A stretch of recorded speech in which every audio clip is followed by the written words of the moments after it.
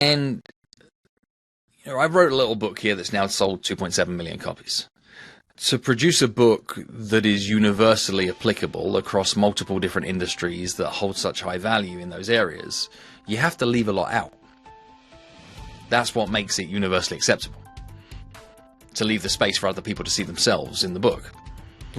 If I was to put more back in to be able to help people create greater understanding and application, one would be the thinking frameworks that sit behind all of the word choices.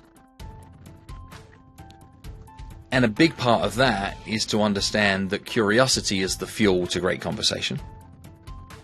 So if you take any one of the prefaces of words that exist in the book, if it is delivered without a curious tone, there's a strong possibility it'll create friction.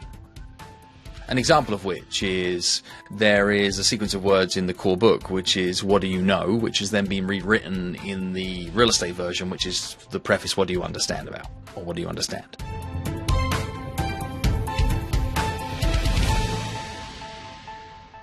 How you doing, everyone? This is John Carroll, and today I'm super excited to share with you one of our premier guests with Beyond the Sale podcast, Phil Jones, the best-selling author of Exactly What to Say for Real Estate Agents. Phil, I was reading some information in preparation for our call and our podcast today, and it said you sold over 1 million copies, and it's the most downloaded 2 million copies. 2.7 million copies right now. It's the most listened to nonfiction audiobook of all time. Most listened to nonfiction audiobook of all time. Incredible. So, guys, I'm super excited to share Phil with you. He's someone that's been influential in my sales business and my real estate career. And I think that you guys will find the same. So, Phil, welcome to the Beyond the Sale podcast. Hey, John, it's a delight to be here. Thanks for having me on the show. Yeah, my pleasure. My pleasure. So, Phil, I'm listening to the book and listening to what you've shared, and I've listened to that book. I don't know, I could probably 20, 30 times over and over and over, and shared it with so many people. I'm always curious in how you got started. Who was your mentor? And I've learned from people. I don't think that you're necessarily a born salesperson. I think it's something you learn. So, how did you learn to be a salesperson? How did you get started in this industry? I mean, I started in business really young. I started in business when I was 14 years of age.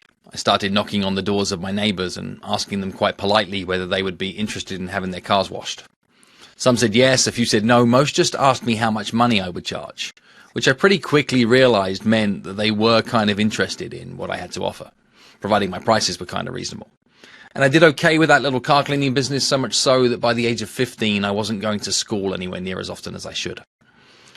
I remember being invited in by my school teachers that questioned me and say, "Phil, why don't you come to class?" I said, "Sir, do you mind me asking you a question?" He said, "Sure." I said, "How much money are you making?" See, the school teacher refused to tell me at the time, but my little car cleaning business was delivering me around £4,000 or £5,000 a month, so around $8,000 at the time, which is a fairly decent sum of money for a kid in his teens. So I continued to build businesses part-time around my studies all the way through my teens. Age of 18, got faced with a dilemma. Had an offer of a really prestigious university in my country in the UK, but I didn't really want to go. I wanted to go get education in the workplace, education in the field. So I joined a sales leadership training program for a big department store group in the UK. Became the youngest ever sales manager for Debenhams department stores at the age of 18, was running teams of 100 plus people, turnover of 8, 10, 12 million pounds a year. And what's beautiful about being in a senior sales leadership position at the age of 18 is you don't know what you don't know. So when it came to driving results, then I'd just follow proven methodology. I'd follow the training. And I'd also learn that success leaves clues. I learned that if I could speak to the people who were ahead of me in the same race that I was trying to run in, and I could ask them how they do what they do, then most of them would tell me. And I did pretty well in that environment, went through a number of stores, got some great results, then hit a bit of a glass ceiling, where the only way I could get the next job is if the person above me left or died. Dude was in pretty good shape. So realizing it was time for a change, I went from there to become head of retail and senior sales consultant for a big furniture retail group, running teams of largely commission-only driven sales professionals selling couches, sofa beds, footstools, armchairs, etc. And we had a good time for a good time. We were turning around broken stores, And that was a really good environment to build a solid grounding around sales methodology, because you had consultative approach. You also had volume. So think how much quicker a realtor would move if they got 100 transactions under their belt within a 10-week period of time. Like, their experience would grow exponentially. We were doing 30 consultative transactions per salesperson per day. So that gave a huge amount of reps, but still premium price points, high traffic, high turnover. I went from there to become head of retail commercial director for 2 Premier League soccer clubs. What I was doing in those environments was selling commercial sponsorships, licensing deals, bulk transactions on like season tickets, as well as running the retail operations and everything that came on the buying and selling side of being able to run merchandise for the soccer clubs. Went from there to start a overseas investment property business with a former client of mine from the football days. And we were selling overseas real estate investments in Cyprus through a network of independent financial advisors. In our best year, we sold £240 million worth of real estate on a sales team of just 5. And that took us through to about 2008. 2008, world changed a little. My business was great on a Monday, and I know I'm speaking mostly to realtors right now, so you'll get it, is what happened in our market is we went from 2.5% interest-only Swiss franc mortgages to 8%, 50-50 lending, euro mortgages. We went from 80-20 lending to 50-50 lending. We went from self-cert lending, where entrepreneurs and small business owners could declare their own affordability, to full disclosure, full underwritten lending. And what happened is our portfolio of product went from having inbuilt 25% equity at the point of purchase to having no inbuilt equity at the point of purchase. So we had a good deal on a Monday. We had no deal on a Friday. We brought that business down, wondering what it was to do next. And while I was figuring out what I wanted to do next business-wise, is I kept getting invited in by small business networking groups, asking me to be able to provide advice and guidance to their members about how they could trade out of recession, 2008, 2009 time.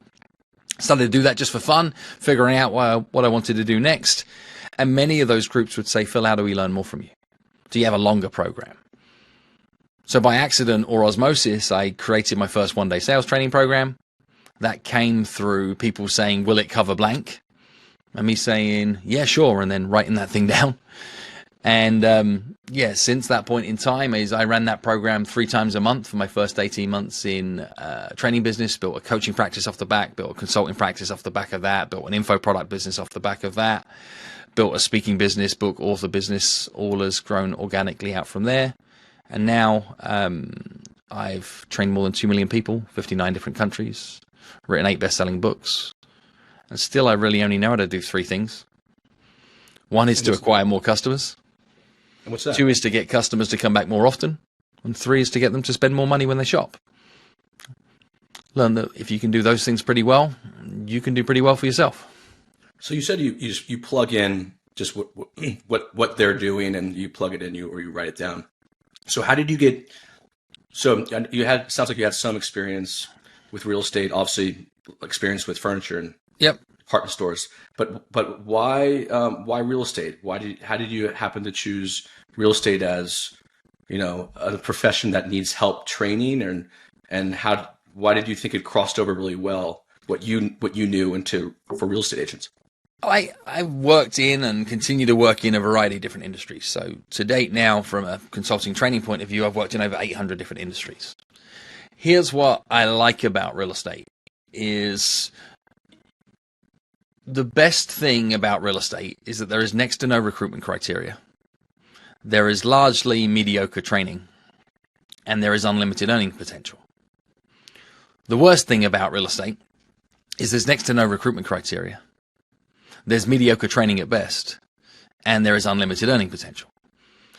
So what that means is that you get the best of and the worst of, with significant disparity between those 2 things. But also you get heart-centered, driven individual people that want to be able to make a change for their own lives, their own future, and that there is big money involved from their point of view.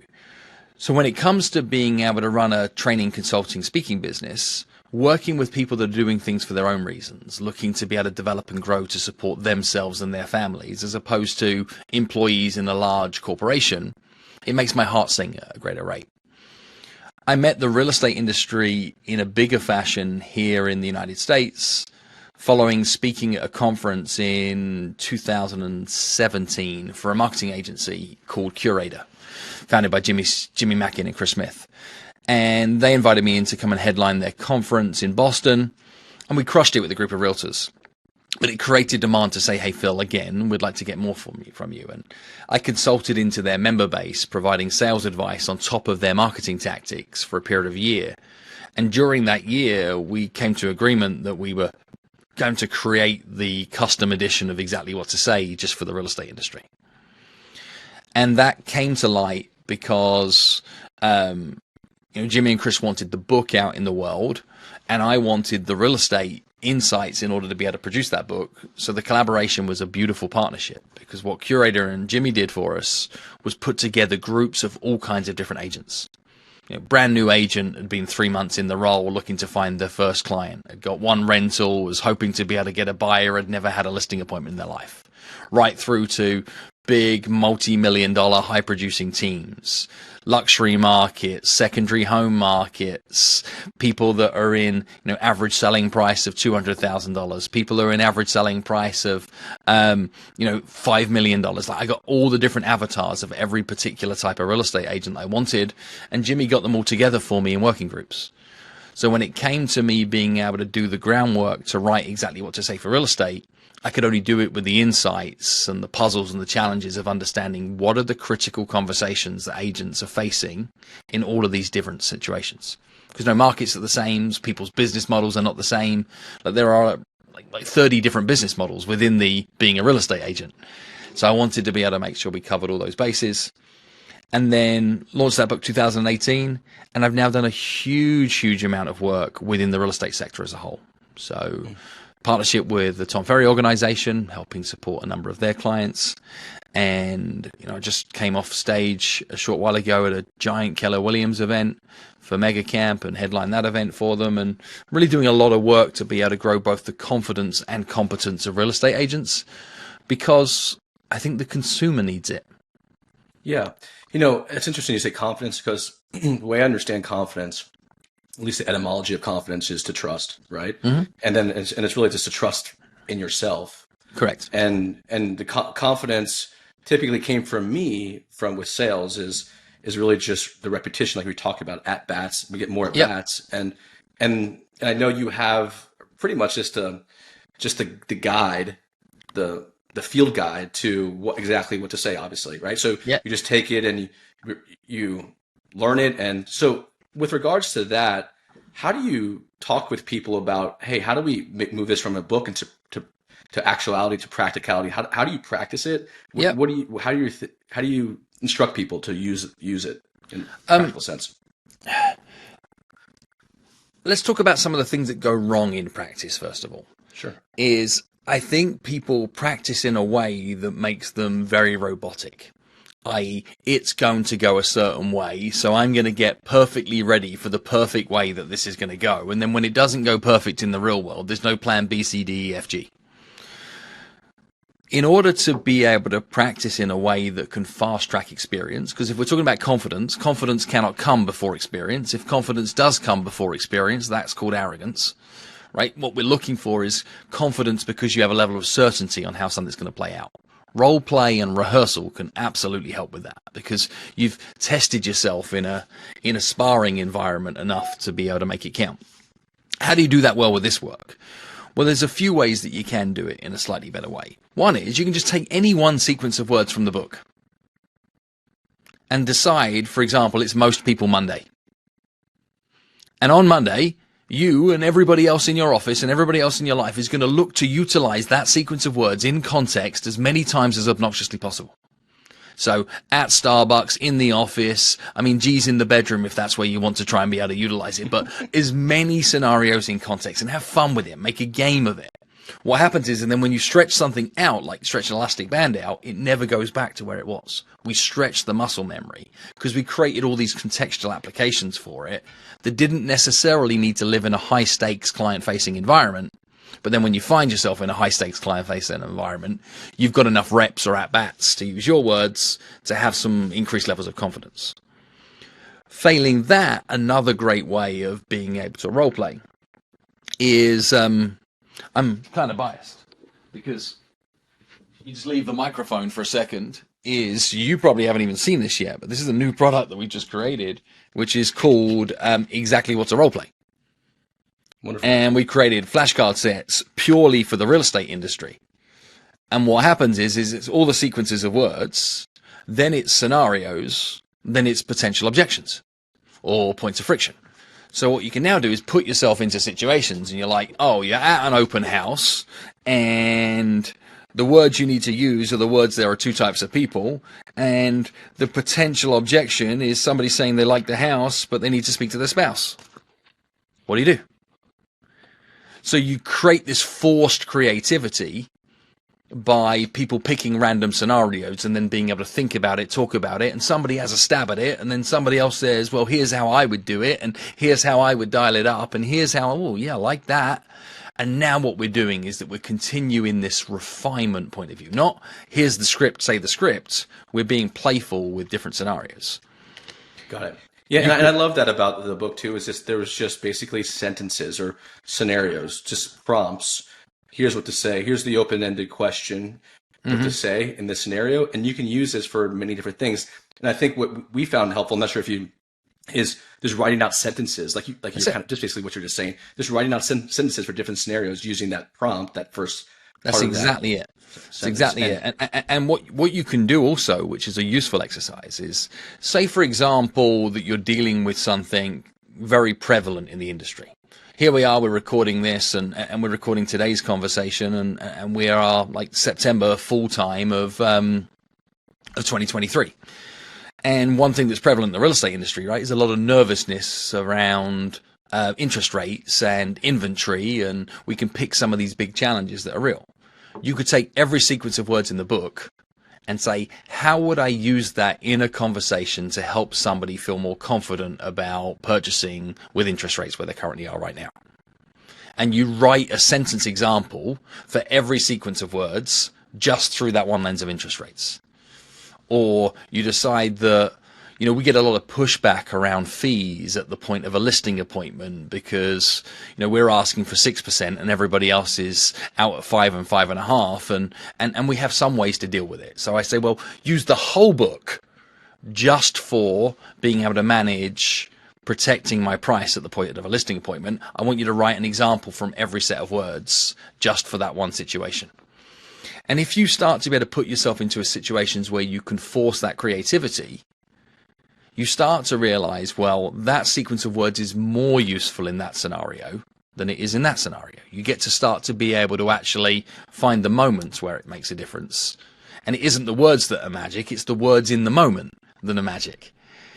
Yeah, and I was reading something about that on a site, and I was in preparation for this connecting too. Is that helping people, uncover some of the fear or in the selling process, but also I think when I'm reading the book, it also it always came up for me as like selling is not telling, asking questions is everything, and Yep. the book is so heavy in it's all about asking questions and self discovery. That's right. For the client.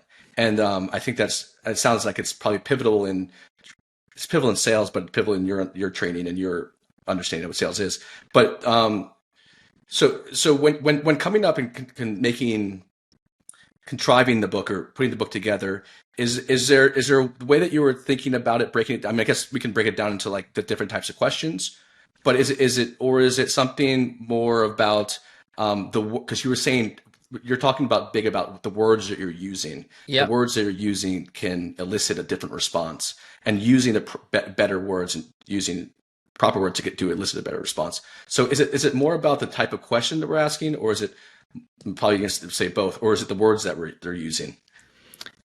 It's both, and it's also timing, cadence, and tone. Those things in there too. And I wrote a little book here that's now sold 2.7 million copies. To produce a book that is universally applicable across multiple different industries that hold such high value in those areas, you have to leave a lot out. That's what makes it universally acceptable. to leave the space for other people to see themselves in the book. Hmm. If I was to put more back in to be able to help people create greater understanding and application, one would be the thinking frameworks that sit behind all of the word choices. And a big part of that is to understand that curiosity is the fuel to great conversation. So if you take any one of the prefaces of words that exist in the book, if it is delivered without a curious tone, there's a strong possibility it'll create friction. An example of which is there is a sequence of words in the core book, which is "what do you know?", which has then been rewritten in the real estate version, which is the preface "what do you understand about?" or "what do you understand?" I could say, look, like, John, well, what do you understand about rates and like real estate and the real estate of the market right now? Friction, right? Mm-hmm. Or I could say, hey, John, what do you understand about what's really going on in the market with interest rates, etc. right now? Mm-hmm. Same words, different tone, right? One's pushy and argumentative. The other is pulley and curious. So delivering with a curious tone and a genuine, sincere, curious intent, because, not that I'm looking to project my opinion on you, because I don't understand your perspective. I don't understand where you're getting your point of view from at this point in time. And I'm looking to question the evidence of your point of view. I'm not looking to question your point of view. Mm-hmm.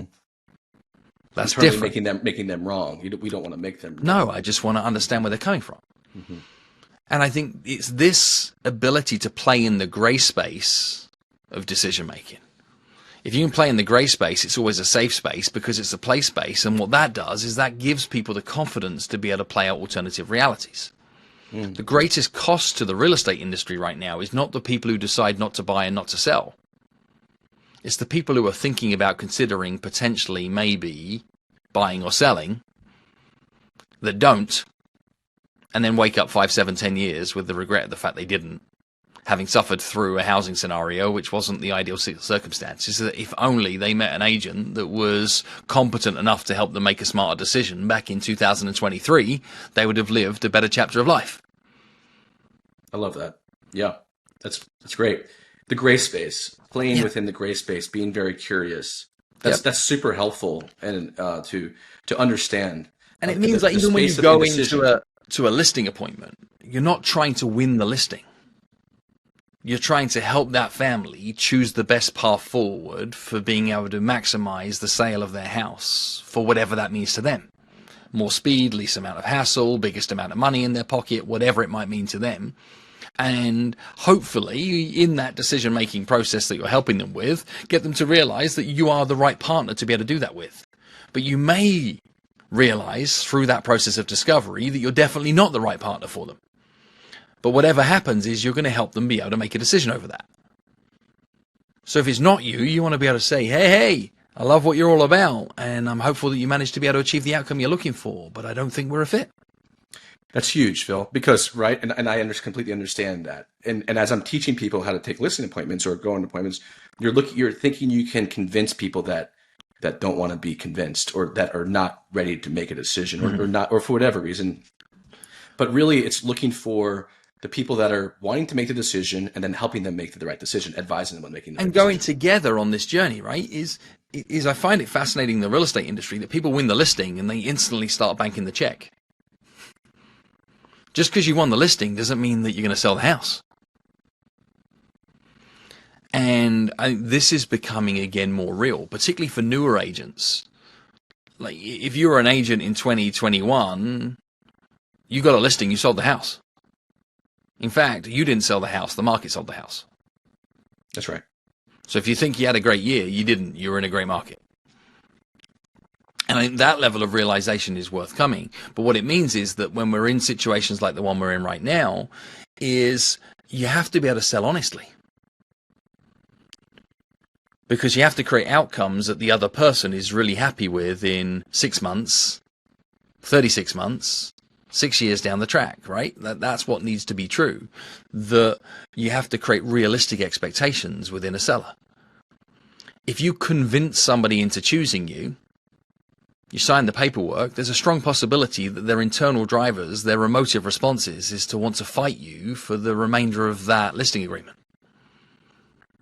You're not aligned in partnership towards a shared objective or goal. You've just got a signed agreement and a noose around your neck to be able to deliver on a promise that perhaps is unrealistic. So actually, all you're doing is burning rubber. Yeah, it's great, right? And as it gets revealed to me as you say it, it's aligning with them, as you said, the really the sense of the actual reality of the situation. Correct. And having them realize that, and then helping them choose the path they want to go on. Now, Correct. if you come up with, if you're not honest, or if you think that if you give them a sense of reality that's not true, it's going to be very difficult later on down the road when you're trying to get the home sold. Right. Yeah. Oh, that's beautiful. That's really, an interpretation of that's really great. And yeah. So Phil, how else you again? I'm asking the same thing that you were talking about. Everybody else asks you is you write this book. We're having this conversation. I'm finding value from our conversation. I'm genuinely curious. How else are you supporting? And I've read that you're working with Fortune 500 companies and around the world. But how else are you supporting someone like myself or someone through sales training and growth in this space or in other spaces or coaching services? Okay. So you're asking how people can go deeper with this work, how they can engage with it in a way that is perhaps more than reading a book, capturing some YouTube videos, listening to a podcast, etc. That's right. Yeah.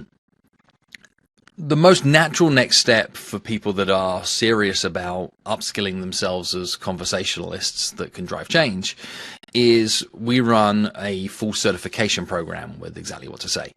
So this is something that I host personally here in New York City with a view up the park, and we take a room of 16 professionals and walk them through the entire curriculum of Exactly What to Say, 32 sequences of words in a very precise order. So people understand the why and the what and the how at the right time. So we start with rejection-free openers. Then what we then go to is perspective changes. We then look at assumptive frames. We then look at saying, how do we look to accelerate the speed of decision? We then look at being able to say, well, what happens when people say no and maybe, and can you help provide more information, and how we stay in the game. And we then look at saying, how do you get more out of every conversation? So we've got a real arc of looking at it through the lens of not just sales, but also leadership and life as well. So people start to find application as to how they be a better friend, how can they be a better leader, how can they have a deeper relationship with their peer group or their parents or their spouse. And we have those immersive experiences. So I host those here in New York City. I host those 4 or 5 times a year, and they're very small group and immersive. I also have 37 certified guides that run those programs in their own neighborhoods, in their own areas, for different price points and with different levels of, amenity around it, but very much focused on small group, immersive, safe space, mastermind learning experiences. Because it's less about just understanding the content. It's much more about having context to that content in a shared group learning experience that allows you to navigate real change. People have said to me on repeat, like, Phil, can this be an online course? And my answer at this point in time continues to be no. Because I believe that for you to upskill in high-stakes conversations, you need to be having a high-stakes conversation. And it needs to be two-sided, and there needs to be some real-life texture around it all. If it's sat in front of a computer clicking boxes to say that you learn and you understand, isn't necessarily going to drive the change or outcome we're looking for. So there's one way. And that's a premium fee. That's coming here, and shoot me a note on Instagram if you want to learn more about those. We keep them kind of low key, and then that way I control the caliber and the quality of other folks who are in that room, which is part of that experience too. Another great way though is exactlywhattosay.com is a ton of resources that are all available without charge, articles, videos, trainings, etc., for applications of this work in a variety of different areas of life. Some written by me, some written by guests, some produced by our certified guide community. We've got over 300 articles in that now with video content to be able to back it up. And a fun thing that people might want to plug into is if you're familiar with the book, somebody like yourself, John, that has immersed yourself in it and saying, well, how do I do more? A fun, playful thing you could do is just sign up for our 31-day challenge.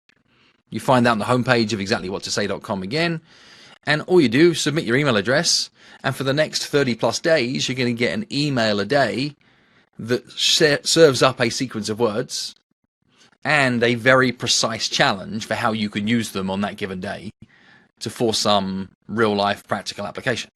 So just a prompt, video insights. You get to meet more of our certified guides community through that process as well, and that's completely free, and that's something that people can plug into and get some insights from. Excellent. Yeah, that's great. And just like so someone that comes from has done this and comes from real estate and puts time into role play and coaching. I think the heading is so great. Exactly what to say for real estate agents, right? And it's like, and if you're like, what are you doing if you don't know what to say? Right. And so I think there's so many people that I've run into in our industry that don't know what to say. And I think they just go on for years not knowing what to say or just coming up with something on the fly or over time putting something together. But there's so learning what to say is going to be pivotal from going from where you are to wherever you want to be. It's right. It's going to be pivotal. And in real estate, it's actually more essential a skill in this industry than almost any other, because the actual real application for this work isn't calling expireds and FISBOs. It isn't responding to online leads. It really comes into its own when you're toe-to-toe with real families, real people looking to be able to navigate the complexities of a real estate transaction. It lives in that deal-making space. It lives in that space where there is high emotion, there is high dollar amount, there is high stakes, there is an inexperiencedness often in the consumers of both sides of a transaction. Here is where an agent is actually genuinely earning their money, is in that deal-making piece. And that's where I think people surprisingly start to find new levels in application for the work in exactly what to say is, I've got this seller that is holding on for $5,000 from an inspection contingency, and I've got a buyer that wants the house that isn't prepared to be able to give. And like the old them would have done let me speak to the other agent, see if we can both chip $2,500 into the deal to get it over the line, because we're not competent to be able to actually broker a negotiation between these two people to help them see sense. So what they do is they just pay for their incompetence themselves by taking it out of their commission check. Totally. It's so, Phil, I see it every day. So I'm starting to realize, I hear from agents like, this buyer's crazy. This seller's, they're crazy. Like, and it keeps coming up already. I'm like, they're not like, and I start to realize, no, they're not crazy. You just don't know what to say. Yes. Right. And you don't know, we're like you explained, in that gray area. You're not helping them make a decision. You're not advising them make a decision, making them feel comfortable in that decision. Correct. And people just want a good deal, right? They just want it to feel fair. They just want it to get to a point of conclusion that at the end of it, they feel at peace with. And I think that's where sometimes people dig their heels in, because it doesn't feel like a good piece of business at that period of time. And often our role as the real estate professionals in that is to get to the point of understanding. Where are they basing their opinion on? What education is it that is fueling that belief at that period of time? And help them to get to see things from a different perspective. And to do that, you need tools. Cool. And I think that's, again, what becomes interesting about the word choices with exactly what to say. What we teach people in certifications is how to stack them. So it's not a sequence of words for that scenario. It's how do you build a narrative that says, we go from here to here to here to here to here to here to here, to actually get somebody from believing that, the seller's an a-hole because they won't do blank, to, hang on, yeah, I guess the seller could put it back on the market and probably get an extra 25 grand if they're prepared to be able to go through another 12 weeks worth of showings. And I suppose what I'm asking for maybe is a little more than is reasonable. And I suppose we could compromise in the fact that them paying our attorney's bill might be plenty in this given scenario. But you're not going to do that in a checkers move. What you need is a series of chess moves to be able to get somebody to move multiple degrees in an opinion. Yeah, it's so true. That's so true. So I really appreciate the time. I know your time is valuable, and just spending this little amount of time with us, I think is really helpful for our audience. We understand where we can go to find you, where we can seek more help and more understanding of what you have to offer. Are you? You said you do some speaking events, and do you speak? Are you doing anything coming up that someone could find you at? Or I know you said you did something for Keller Williams, and Yeah, most of my speaking engagements are with corporate clients. okay. So they're not necessarily open enrollment events, but there's a possibility that I might show up for your brokerage, your team, or for the industry as a whole. I have some events coming up for Long and Foster. I have some stuff for Corcoran. I'm going to continue to do work inside the Tom Ferry organization. Chances are we'll do more with Keller Williams and some supporting work with both Real and EXP and looking at the agent attraction piece, etc. I'm pretty deep in the real estate space at this moment in time, looking to be able to help agents level up their performance and enjoy that ton of work. If people want to just continue the conversation, come find me on Instagram. It's at Phil M. Jones UK. You'll stay abreast of anything that's happening events-wise that you might want to plug into. Or if you just want to ask a question back based on this discussion today, say, hey, I was listening to the podcast with John and I heard you say blank, and what do you think about blank? And I do show up on that platform as a real human. It is me, and it's the one place I'm happy to have downtime conversations with folks. And I travel a ton, so actually I quite enjoy chatting with people that have listened to shows and further in the conversation whilst I'm on my travels sometimes. Wonderful. Well, Phil, I really do appreciate your time, and like I said, I know you have, it's valuable. And thanks so much for joining us on the Beyond the Sale podcast, and look forward to speaking with you in the future and going to one of those talks. Likewise, John. Look forward to seeing you again soon. Okay. See ya. Bye now.